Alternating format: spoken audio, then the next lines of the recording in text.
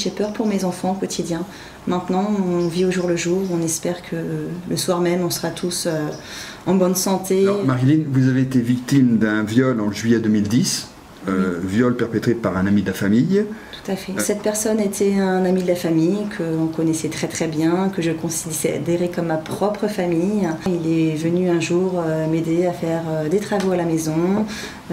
J'étais sous traitement malheureusement qui m'a complètement anéantie et il a profité de ce moment-là en juillet 2010 pour me violer.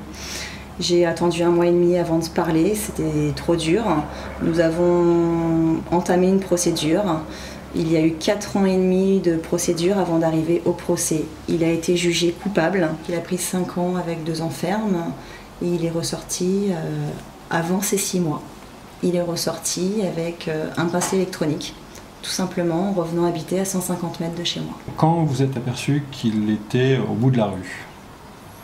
En fait, je l'ai su tout de suite parce que j'ai juste su qu'il sortait. Donc, vu que son domicile est à 150 mètres, je l'ai su tout de suite. Et puis, le jour même, il a été vu dehors, juste, je ne vais pas dire à côté de chez moi, mais si, parce qu'on habite à côté. J'ai peur pour moi, mais principalement pour mes enfants, vu qu'il a proféré quand même des menaces à la sortie du procès. Quand il allait être emmené, il nous a montré du doigt, ma famille et moi, en disant « justice sera faite plus tard ». Mon avocate s'est battue et a réussi à obtenir une interdiction des écoles pour mes enfants. Donc il n'a pas le droit d'aller aux 2 écoles de mes enfants et il n'a pas le droit d'aller sur la place du village qui est près de chez lui et qui est la place de jeu des enfants. Malgré ces interdictions, je vais dire que ça reste compliqué parce que il est sur le lieu de passage pour aller à l'école, pour aller partout où je veux aller, même pour aller sur cette place. Mes enfants sont obligés de passer devant chez lui. C'est très complexe comme situation, on ne vit plus, mes enfants n'ont plus le droit de sortir, on reste beaucoup cloîtrés chez nous.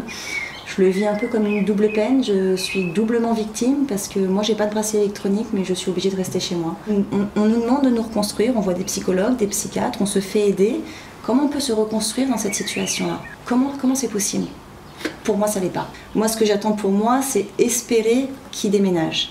Maintenant, si je fais cette démarche, c'est surtout en pensant aux autres victimes, parce que malheureusement, il y en a tous les jours de tout âge différents. Cette loi qui, pour moi, est mal faite, j'espère qu'elle puisse évoluer et qu'on arrive à un éloignement géographique systématique des coupables face à leurs victimes.